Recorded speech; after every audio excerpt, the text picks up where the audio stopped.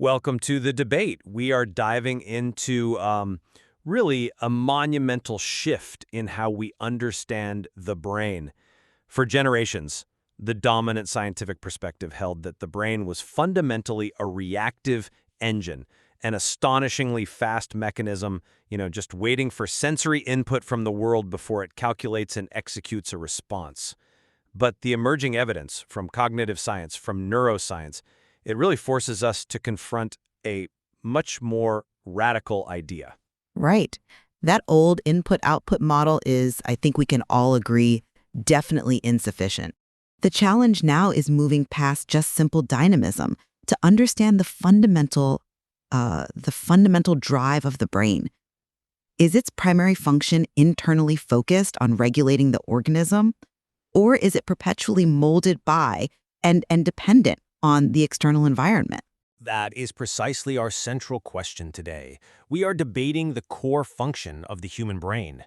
Is it primarily a predictive apparatus, one that's dedicated to minimizing prediction error, actively constructing our reality, including our perceptions and our emotions, to efficiently manage survival? Or does the weight of scientific evidence emphasize the brain as a structure that is structurally sculpted by and dependent on deep, experience-driven external social inputs? And I come at it from a different angle.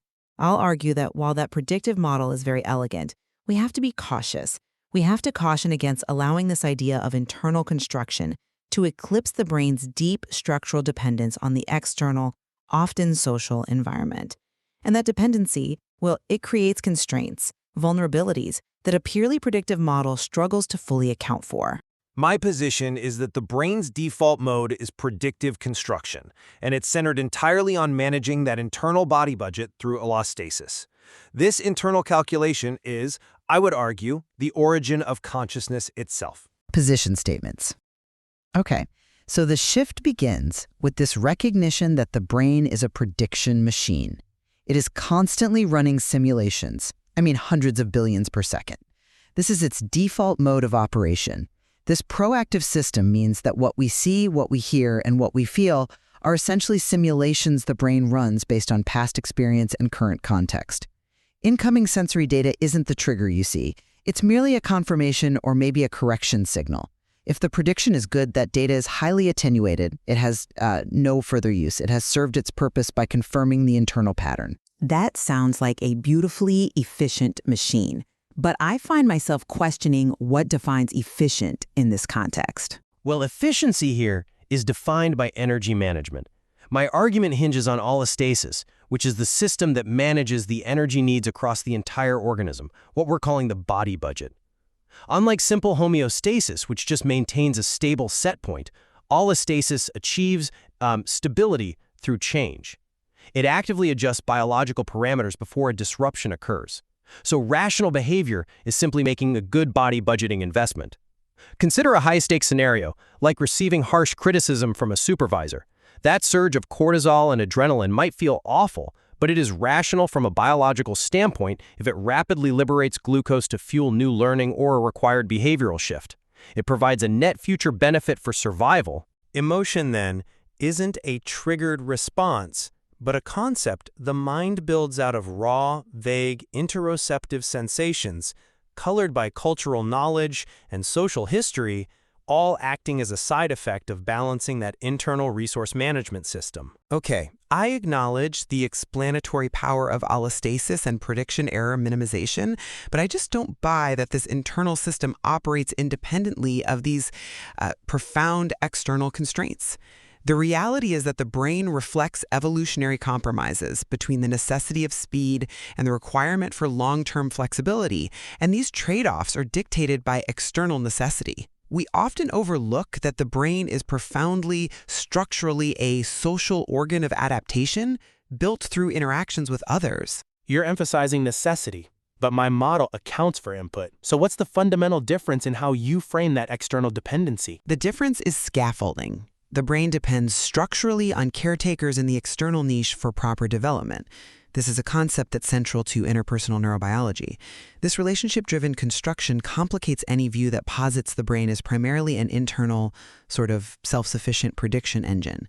And furthermore, the supposed benefits of this internal construction, like the malleability of emotion, are often impossible to measure robustly. I mean, look at concepts like emotional intelligence, EI, which should be key in a constructive model. And you find the metrics insufficient? Precisely. The field is fractured. We have ability models, which are performance-based, trait models, which are self-report and personality, and mixed models. The difficulty in operationalizing something so core to the constructive perspective is, I think, very revealing. Consider the Mayer-Salovey-Caruso Emotional Intelligence Test, the MSCEIT, which is an ability model. One study comparing business leaders' MSCEIT results with employee descriptions found zero correlation between a leader's test scores and employee ratings of their leadership effectiveness, empathy, or ability to motivate. This empirical failure, coupled with the fact that they had to discard 19 questions because respondents didn't align with the expected correct answers, it just highlights how weak our tools are for capturing these high-level subjective capabilities that are supposedly emerging from these flexible constructive processes. I think your critique of psychological measurement is fair. It is. But the difficulty in measuring subjective states externally doesn't negate the underlying biological reality of the constructive process. So let's address this tension between internal models and external sculpting. I'll reiterate the generative model concept. Organisms build statistical models of how observations arise from unobserved causes, the latent states. These models include our body schema and our interoceptive schema. And crucially, these models are not just for understanding the world, they are the basis for prescribing action. The brain learns these generative models to efficiently direct the organism's interaction with the environment. It's always internal model first. I see why you emphasize that internal steering mechanism, but if those internal models are so primary in dictating perception and action, then why is experience-dependent plasticity so physically and structurally critical to development? The external world isn't just an input stream, it's a necessary structuring force. We have overwhelming evidence that sensory neglect and lack of social stimulation in early life lead to irreversible, measurable structural damage, the dying off of millions of neurons, and abnormal physical development of major structures like the corpus callosum and the hippocampus. The social environment doesn't merely fine-tune a pre-existing predictive engine. It provides the essential template that ensures the physical hardware is even built correctly in the first place. That's a powerful point regarding the necessity of sensory and social input, but I'd argue that necessity is incorporated into the predictive architecture. The brain's network achieves complexity by being dynamic, by allowing neurons to take on entirely new roles. It's not some fixed circuit board. For instance, the well-documented phenomenon where the occipital cortex, normally dedicated to vision, becomes devoted to processing touch when a person is blindfolded and taught to read Braille. That profound flexibility is evidence that the internal architecture is constantly tuning and pruning. The external niche, guided by those essential caregivers, signals what data is most important for managing the body budget. The external world provides the raw material, yes, but the internal predictive system is the one actively prioritizing, shaping, and even rewiring itself. I grant you the elegance of dynamic flexibility, but this architecture runs into some profound limitations when it's confronted with deep chronic constraints. And that brings us to point 2, the structural limits imposed by the body budget and the consequences for mental health. The constructed theory suggests emotion is malleable, a concept we can manage, but the body budget, or what we might call the allostatic load, imposes rigid and often debilitating constraints. Which is exactly why the predictions must be constantly optimized for survival. But these optimizations can become pathological. When the body budget is chronically in debt, it manifests as the unrelenting fatigue of depression. The brain, seeking to manage internal resources, cuts spending, leading to the behavioral avoidance of movement, attention, and social engagement. This is a compromise for survival, yes, but it's a physical, not just a cognitive limitation. Furthermore, we have compelling data showing that chronic stress, things like sustained verbal aggression over months in young adults, can physically injure the brain and nervous system. It leads to long-lasting clinical effects like anxiety and depression. That physical injury, that neural scarring, suggests a fundamental, structural constraint on cognitive control. We are not just trying on new concepts when the prediction engine itself has been damaged by external reality. I fully agree that chronic stress imposes a tremendous, damaging tax on the body budget. But the recognition of this vulnerability is precisely where the predictive, constructive view offers sophisticated control. We aren't saying you can simply snap out of it. We are saying that we are not at the mercy of mythical, fixed emotion circuits that fire automatically. By understanding that the complex concepts we hold, concepts like hopelessness or resilience, directly impact our allostatic load, we gain a crucial leverage point to slowly, effortfully update the prediction engine. We change the model, not just the single response. What does that process look like practically, though, in the face of structural damage? It looks like leveraging social resources to change our niche and thus change our future predictions. This framework explains why humans are compelled to create shared social reality with others. We maximize group survival and influence our own destiny through what we call the 5 C's: creativity, communication, copying, cooperation, and compression. And compression is key here. It's the process of building abstract concepts, like currency or laws, that allow us to share and manage resources efficiently within a group, thus lightening the individual allostatic load. We actively construct social systems to influence our biological destiny. I appreciate the necessity of social resource management, but this construction relies on a degree of fidelity to reality. And the predictive engine's optimization for speed often introduces profound pathological distortions. Well, generative model learning optimizes abstraction by balancing accuracy and complexity.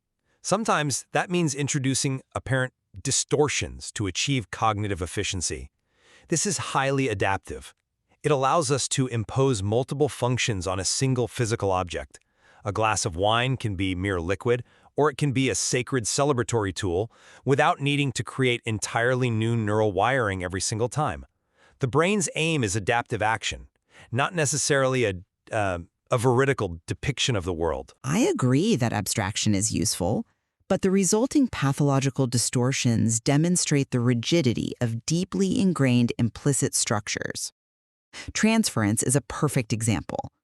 Our deep expectations and implicit schemas, shaped by early learning histories, cause us to react to a person in the present in a manner completely inappropriate to the actual situation. The speed of that implicit memory shapes conscious experience before we are even consciously aware of the prediction error. That's a compelling argument, but I think the most striking examples of predictive failure show the brain striving desperately for internal coherence, even when the sensory input is nonsense. Exactly. Look at Capgras syndrome. When the emotional familiarity network fails, the brain receives sensory information. It sees a loved one, but it experiences a chilling lack of emotional connection. That's a huge prediction error. So to resolve this, the left hemispheric networks dedicated to conscious narrative and self-image, they step in and they confabulate an explanation. This person is an imposter. The brain will choose a stable, albeit false, constructed narrative over sensory ambiguity every single time, because internal coherence and maintaining a sense of self is a deeper, more rigid imperative than achieving objective reality. This relentless drive for coherence, often rooted in immutable implicit memories, fundamentally constrains the predictive flexibility that you champion. Our discussion has, I think, really illuminated the power of the proactive brain.